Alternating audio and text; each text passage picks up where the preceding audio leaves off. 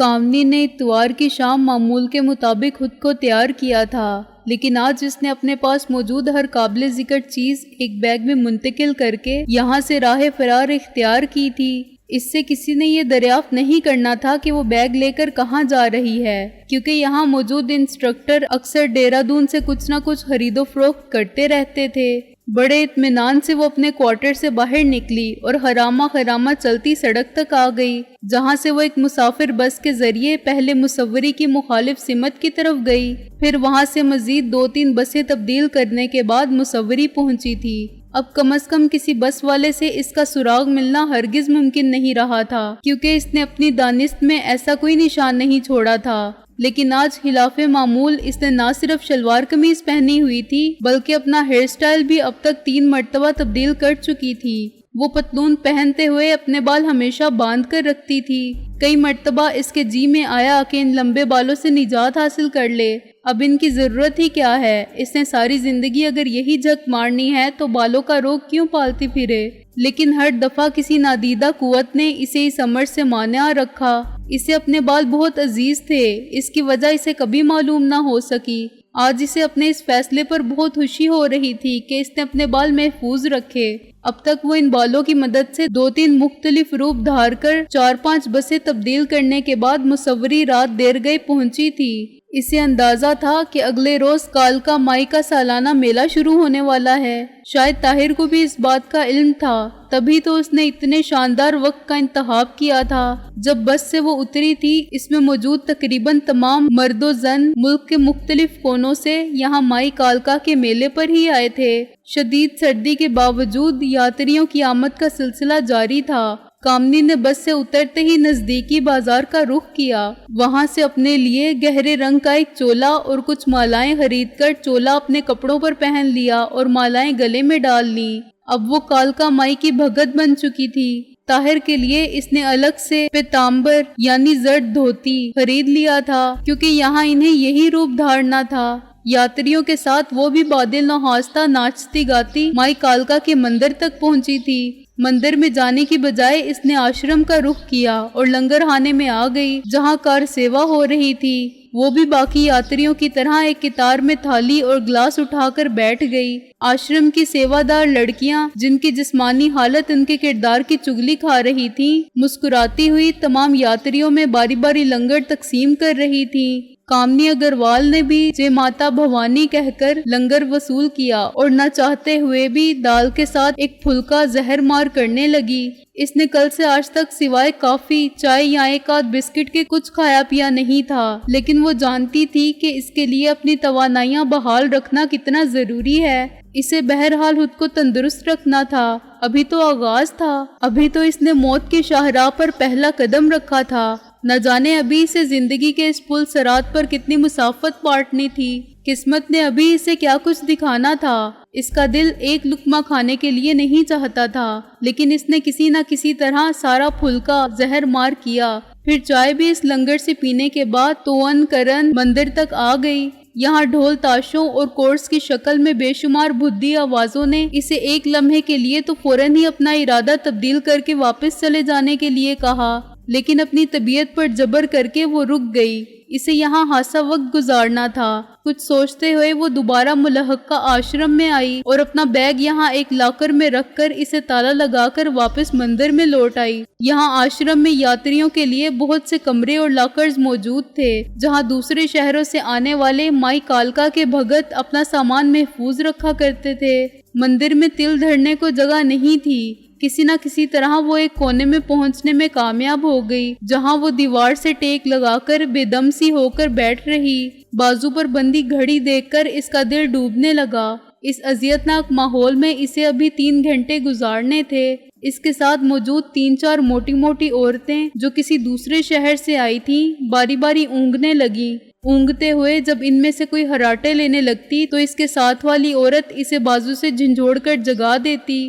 شاید صورتحال کی نزاکت کا احساس ان سب کو تھا، لیکن نیند ان کے بس میں نہیں تھی۔ کامنی کے لیے یہ بڑا دلچسپ تماشا تھا۔ وہ پوجا سے زیادہ ان میں الجھی رہی اور ان کی بے بسی سے محفوظ ہوتی رہی۔ جب بھی کوئی عورت اچانک ہڑبڑا کر آنکھیں کھولتی تو اس کی طرف دیکھ کر ضرور کھسیانے انداز میں مسکرا دیتی تھی۔ शायद वो कामनी से अपनी चोरी को छुपाए रखने की दरख्वास्त करती थी। कामनी की आंखों में दूर दूर तक नींद का नामो निशान दिखाई नहीं दे रहा था। इसे हैरत इस बात पर थी कि वो खौफजदा क्यों नहीं है। हैरत अंगेज तौर पर वो खुद को मुतमईन और महफूज महसूस कर रही थी। शायद ताहिर की मोहब्बत की सरशारी ने इसे खौफ से बेनियाज कर दिया था। एक लम्हे के लिए भी अभी तक इसके दिल में ये ख्याल नहीं आया था कि वो गद्दारी की मुर्तकिब हुई है, मफरूर है। और जैसे ही इसकी फरारी का इल्म हुआ, दर्जनों हरकारे शिकारी कुत्तों की तरह इसके ताकुब में निकलेंगे और एक मर्तबा अगर वो इनके काबू में आ गई तो कामनी के जिस्म से वो एक एक बोटी उतार लेंगे। एक बात तो तयशुदा थी, इसने चक्राता से रवानगी पर ही ये फैसला कर लिया था कि आखिरी लम्हे तक जिंदगी की जंग जरूर लड़ेगी, लेकिन जिंदा कभी राह के हाथ नहीं लगेगी। यही वजह थी कि तब से अब तक इसने अपना सर्विस पिस्तौल खुद से अलग नहीं किया था। अब भी इसने गिरवे रंग के इस चोले के नीचे अपने कपड़ों पर पहनी जैकेट में अपना पिस्तौल इस तरह छुपा रखा था कि चंद सेकंड की मोहलत मिलने पर इसे इस्तेमाल में ला सकती थी। यहाँ होने वाली भाषण और कीर्तन में इसे जरा दिलचस्पी नहीं थी। इसके सर में दर्द होने लगा था। अपनी मर्जी के खिलाफ यहाँ रहने से इसे अपना बदन टूटता महसूस हो रहा था। इसे यूं लगा जैसे बुखार ने इसे आ लिया हो। ये तस्वुर ही इसे खौफजदा करने के लिए काफी था कि इसे बुखार होने लगा है। अपनी जगह से वो हिम्मत करके उठी और मंदिर से बाहर निकल आई। आश्रम की दीवार के साथ लगे शिव सेना के मेडिकल कैंप से इसने 2 गोलियां अपने सरदर्द में अफाके के लिए ली और इसके वर्करों की हवसनाक नजरों से खुद को बचाती दूसरी तरफ चाय के स्टॉल पर चली गई, जहां पहले से बहुत सी औरतें और मर्द चाय पी रहे थे। एक गिलास में चाय लेने के बाद इसने गोलियां जहर मार की और दिल ही दिल में कदरे मुतमईन होकर एक कोने में बैठ रही। यहाँ इन यात्रियों ने, जिन्हें आश्रम या किसी होटल में रहने के लिए जगह नहीं मिल सकी थी, जाबजा आग के अलाव रोशन कर रखे थे। एक ऐसे ही अलाव के पास जिसके गिर्द 15-20 औरतें, बच्चे और मर्द बैठे थे, वो भी जाकर बैठ गई।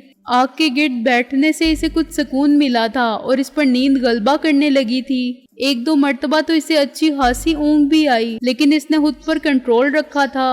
बेटी लेट जाओ, तुम बहुत थकी हुई दिखाई देती हो, अलाव के गिर्द बैठे फैमिली मेंबरान में से एक बुजुर्ग ने कहा, जिसे कामनी की हालत पर शदीद तरस आ गया था। क्षमा कीजिए, दरअसल हम लोग सहारनपुर से जागते आ रहे हैं, कल रात से सफर में हैं। मेरे पति देव ने मुझे जबरदस्ती यहाँ थोड़ी देर आराम करने के लिए भेज दिया है। मैं तो नहीं आना चाहती थी, लेकिन इसने बड़ी गृहस्थन किस्म की पत्नी की तरह गर्दन झुकाकर बात अधूरी छोड़ दी। बेटी, इसीलिए तो कह रहा हूँ तुम लेट जाओ, थोड़ा आराम कर लो, यहाँ कदरे सर्दी कम है, इस बुजुर्ग ने कहा। धन्यवाद मौसा जी, अगर आप कहते हैं तो। इसने दोबारा अपनी बात नामुकम्मल छोड़कर अब मौसा जी की पत्नी की तरफ देखा, जो खुद भी इसका हमदर्दाना नजरों से जायजा ले रही थी। हाँ बेटी, कोई बात नहीं, यहाँ सब अपने हैं, तुम्हारे साथ और कोई नहीं आया, इसने कामनी को कदरे मुतमईन करने के लिए कहा। घर में हम दोनों हैं या फिर इनके पिता श्री,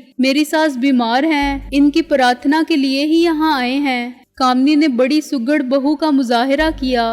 भगवान तुम्हें सुख दे बेटी, तुम जैसी नेक बेटियां किस्मत वालों को ही मिलती हैं, जो अपनी सास की प्रार्थना के लिए आ गई हों। मौसी जी ने अपने पहलू में बैठी एक मोटी सी लड़की की तरफ, जो इनकी बहू थी, अजीब सी नजरों से देखकर कहा। इनकी बहू ने सास के लहजे की तलखी से सूरत हाल का अंदाजा तो कर लिया था, लेकिन वो भी शायद टलने वाली नहीं थी। इनकी सास बीमार हैं, शायद आपने सुना नहीं।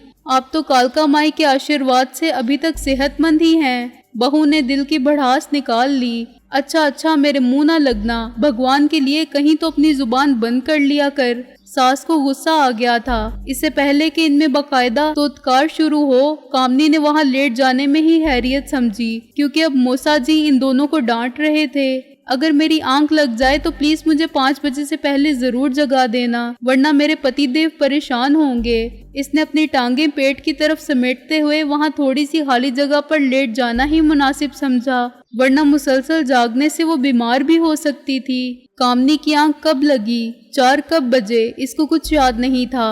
वो जब हड़बड़ा कर उठी तो वहां जलने वाली आग कब की बुझ चुकी थी। शायद सर्दी के एहसास ने ही इसे गहरी नींद से जगा दिया था। जिस सफ पर वो लेटी थी, उसके दूसरे कोने में शायद भंग के नशे में धत कोई ढलती उम्र का भगट लेटा कुछ बड़बड़ा रहा था। اس کے چاروں طرف یاتریوں کا ہجوم بڑھنے لگا اور سب سے بڑھ کر یہ کہ اس کی گھڑی 4:30 بجا رہی تھی۔ شاید اس فیملی کی ساس بہو کے جھگڑے نے شدت اختیار کر لی تھی اور وہ کامنی کو سوتا چھوڑ کر کہیں اور چلے گئے تھے۔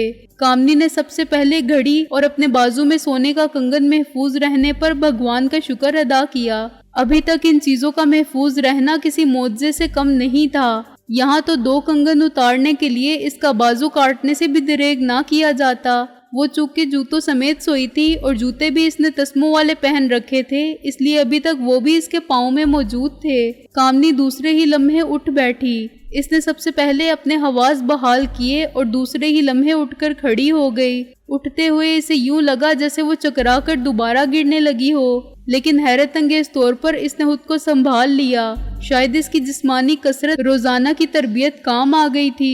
یوں بھی وہ بڑے مضبوط اعصاب کی مالک تھی۔ کامنی پر جلد ہی انکشاف ہو گیا کہ اسے بخار آ گیا ہے۔ پہلے تو اس نے دوبارہ شیف سینا والے کیمپ پر جا کر دوائی لینے کا ارادہ کیا، لیکن پھر جلد ہی ارادہ بدل لیا۔ وہ کم از کم اب ان درندوں میں جانے کا خطرہ مول نہیں لے سکتی تھی۔ ایک مرتبہ پھر وہ ہمت کر کے اس چائے کے اسٹال تک پہنچی جہاں اب پہلے سے زیادہ بھیڑ لگی تھی۔ اس نے چائے کا گلاس دوبارہ لیا اور مندر کے شمال کی سمت چلنا شروع کر دیا۔ طاہر نے اسے جس جگہ کی نشاندہی کی تھی وہ اس نے اس سے پہلے نہیں دیکھی تھی، لیکن ایک بات اس کے لیے ضرور باعث اطمینان تھی کہ اس راستے پر زیادہ رش نہیں تھا۔ شاید شمال کی سمت جانے والا یہ واحد راستہ تھا جو کھیتوں اور کھنڈرات کی طرف جا رہا تھا۔ وہ پھٹ رہی تھی، اجالا اندھیرے پر غالب آ رہا تھا۔ کامنی اگروال خود کو سنبھالتی بالآخر اپنی منزل کے نزدیک پہنچ گئی۔ اسے اندھیرے کی ہلکی سی چادر میں سے اس قدیم مندر کے کھنڈرات دکھائی دینے لگے تھے جس کی نشاندہی طاہر نے کی تھی۔ یہاں دور دور تک کسی ذی نفس کا نشان دکھائی نہیں دے رہا تھا۔ اس نے دل ہی دل میں طاہر کو خراج تحسین پیش کیا۔ شاید اسے ہندوازم کی کمزوری کا بخوبی اندازہ تھا۔ شاید وہ جانتا تھا کہ مندروں کے ان قدیم کھنڈرات سے یہ لوگ بہت ڈرتے ہیں کیونکہ ان کے عقیدے کے مطابق وہاں بدروحیں بسیرا کر لیتی ہیں یا پھر یہ کھنڈرات بھوت پریت کے مسکن بن جاتے ہیں۔ اس لیے اس طرف رات کے اندھیرے میں تو کسی کے جانے کا سوال ہی نہیں اٹھتا تھا۔ دن کے اجالے میں اس طرف کوئی جنگل پانی فراغت کے لیے بھی اس خوف سے نہیں جاتا تھا کہ مبادا کسی بھوت پریت کے بچے پر ان کا پاؤں آ گیا یا کسی بدروح نے انہیں دیکھ لیا تو ناراض ہو کر کہیں ان کا سر و ناش ہی نہ کر ڈالے۔ طاہر نے جس طرح زمین پر لکیریں ڈال کر اسے ان کھنڈرات کا نقشہ سمجھایا تھا بائینہ اسے سب کچھ دکھائی دیا۔ کیا طاہر کا یہاں آنا جانا لگا رہتا ہے؟ کیا وہ ماضی میں بھی یہاں آیا تھا؟ اگر وہ یہاں آ چکا ہے تو کس روپ میں؟ کیسے ممکن ہے یہ سب کچھ؟ اچانک ہی اس کے ذہن میں سوالات پیدا ہونے لگے۔ کیا طاہر صرف ایک تخریب کار ہی ہے؟ کیا وہ صرف بھارتی انٹیلیجنس کا ایجنٹ ہی ہے؟ نئے سوالات نے جنم لیا۔ نہیں، اس کے دل و دماغ نے ایک ہی جواب دیا۔ تو پھر وہ کون ہے؟ یہاں کیا کرنے آیا ہے؟ کیا اس کا خیال صحیح تھا؟ اسے یاد آ گیا۔ کبھی کبھی اچانک ہی اسے احساس ہوتا تھا کہ طاہر وہ نہیں ہے جو نظر آنے کی کوشش کرتا ہے۔ اس نے 2-3 مرتبہ طاہر سے یہ بات کہی بھی تھی، پھر سوچا کرتی تھی کہ وہ اس سے متعلق خواہ کسی وہم کا شکار کیوں ہے۔ کچھ بھی ہو، اس نے اپنے آپ سے کہا، وہ کچھ بھی ہو، اب میرا سب کچھ وہی ہے، میرا جینا مرنا اب اس کے ساتھ ہوگا۔ قدرے مطمئن ہو کر اس نے اپنا بیگ جو وہ اس طرف آتے ہوئے آشرم کے لاکر میں رکھ آئی تھی لا کر اسے ایک قدرے ہموار جگہ پر رکھا اور وہاں آلتی پالتی مار کر بیٹھ گئی۔ وہ جس جگہ بیٹھی تھی وہ شاید اس شہر میں سب سے محفوظ جگہ تھی۔ اس کے سامنے کی ٹوٹی ہوئی دیوار سے اس طرف آنے والے راستے پر دور دور تک صاف دکھائی دے رہا تھا، جبکہ سامنے سے آنے والے کو اس طرف کچھ دکھائی دینے کے امکانات نہ ہونے کے برابر تھے، کیونکہ وہاں دیواروں سے نکلنے والے پیتل کے درختوں کی موٹی موٹی شاخوں سے لٹکتے گھنے پتوں نے ساری عمارت کو بالکل اس طرح چھپا دیا تھا جیسے فوجی اپنے سامان جنگ کو دشمن کی نظروں سے چھپانے کے لیے کیموفلاج کیا کرتے تھے۔ یہاں ٹبلے پر سب سے پہلے کامنی کو یہ احساس ہوا کہ اسے بخار نے آ لیا ہے اور وہ قدرے نڈھال بھی ہو رہی ہے۔ یہ احساس بڑا پریشان کن تھا۔ بخار آنے کا مطلب اس کے لیے نئی مصیبت کھڑی ہونا تھا۔ اسے ابھی تندرست رہنا تھا، اپنے حواس بحال رکھنے تھے، ابھی اسے ایک طویل جنگ لڑنی تھی۔ وہ جانتی تھی کہ طاہر کے فرار کا علم ہوتے ہی ایمرجنسی ڈکلیئر ہو جائے گی اور جب اگلے روز وہ بھی اپنی ڈیوٹی پر نہیں پہنچے گی تو اس کے متعلق بھی راہ کو سچائی کا علم ہو جائے گا، جس کے بعد چور سپاہی کا ایک طویل اور تھکا دینے والا کھیل شروع ہونے والا تھا۔ ان دونوں کو یہ اعصاب شکن جنگ ابھی لڑنی تھی۔ جنگ کے آغاز سے پہلے ہی وہ کمزور پڑ رہی تھی۔ اس کے نزدیک یہ کوئی نیک شگون نہیں تھا، اس طرح تو وہ طاہر کے لیے بھی مشکلات پیدا کر سکتی تھی، لیکن اس نے فوراً اس خیال کی نفی کر دی۔ اس نے اپنے آپ سے عزم کیا تھا کہ وہ جیسے بھی ہو طاہر پر آنچ نہیں آنے دے گی۔ اسے اپنی ہی نہیں طاہر کی حفاظت بھی کرنی تھی۔ وہ طاہر کے پاؤں کی زنجیر نہیں بن سکتی تھی۔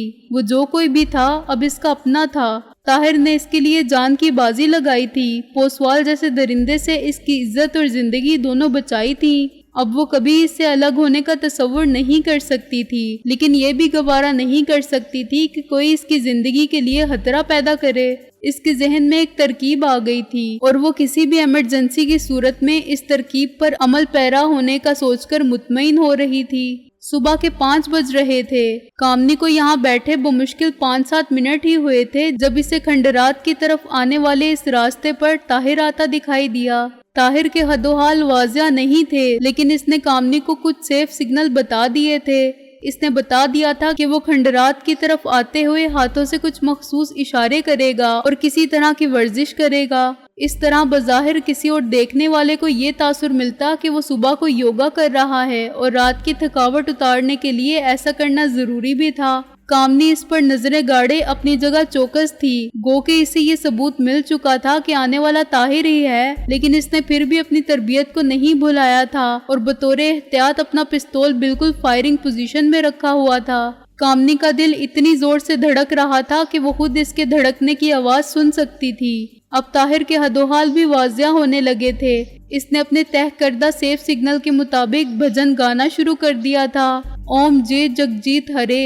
وہ چلتا ہوا اب ان ٹوٹی پھوٹی سیڑھیوں کے نزدیک پہنچ گیا تھا جہاں سے چڑھ کر کامنی اگروال اوپر گئی تھی۔ اپنا بیگ اس نے مقامی یاتریوں کی طرح کمر کے پیچھے لٹکا رکھا تھا اور اب وہ بالکل کامنی کے نزدیک آ گیا تھا۔ کامنی اسے اپنے نزدیک پا کر اس اوٹ سے نکل کر اچانک سامنے آ گئی تھی جہاں وہ اب تک بیٹھی تھی۔ کامنی!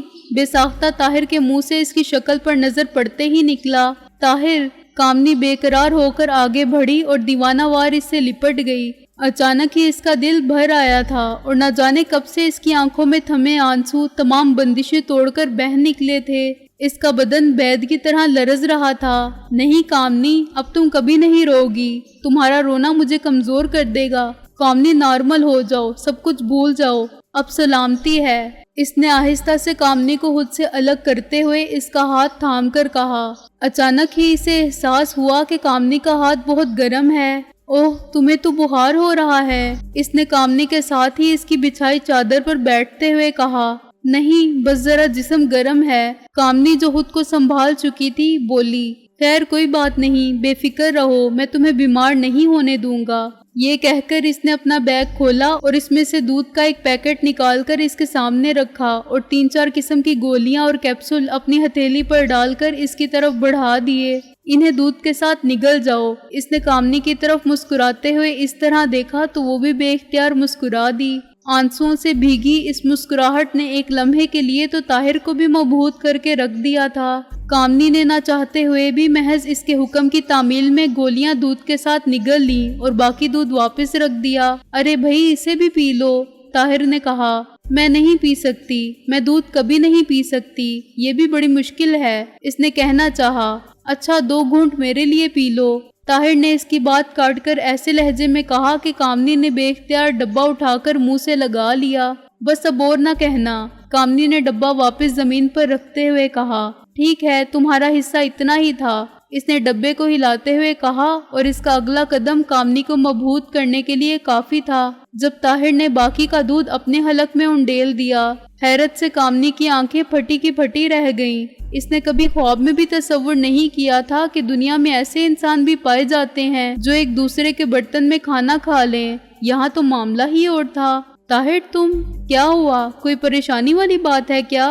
یہ جھوٹا دودھ، اوہ تو یہ بات ہے۔ دیکھو کامنی، اول تو ہمارے نزدیک سب انسان چونکہ برابر ہیں، اسی لیے کسی کا جھوٹا کھا پی لینے سے کوئی ملیچ نہیں ہو جاتا۔ یہ سب فرضودہ باتیں ہیں۔ پھر جس سے محبت کی جائے اس کی ہر شے میں شیئر کیا جاتا ہے۔ اس نے کامنی کی بات دوبارہ کاٹتے ہوئے کہا اور اپنے بیگ میں سے کچھ پھل نکالنے لگا۔ یہ سیب میں نے خاص طور پر تمہارے لیے خریدے تھے۔ میں جانتا ہوں تم شوق سے کھاتی ہو۔ مجھے یہ بھی علم ہے کامنی کہ اس وقت تمہارا جی بالکل کچھ کھانے کے لیے نہیں چاہ رہا ہوگا، لیکن میری درخواست ہے کہ تم کچھ نہ کچھ ضرور زہر مار کر لو۔ تمہارا تندرست رہنا بے حد ضروری ہے۔ یہ میں کسی خوف کے تحت نہیں کہہ رہا۔ خدا نہ کرے اگر تم بیمار بھی ہو گئی تو اس کا مطلب یہ ہرگز نہیں کہ میں تمہیں اکیلے چھوڑ دوں گا۔ اب جیتے جی کم از کم میں تمہارا ساتھ نہیں چھوڑوں گا۔ اس نے ایک ہاتھ سے سیب باقاعدہ چھیل کر اس کی طرف بڑھایا۔ کامنی نے کسی سحرزادہ معمول کی طرح آدھا سیب لے کر آدھا اسے دے دیا۔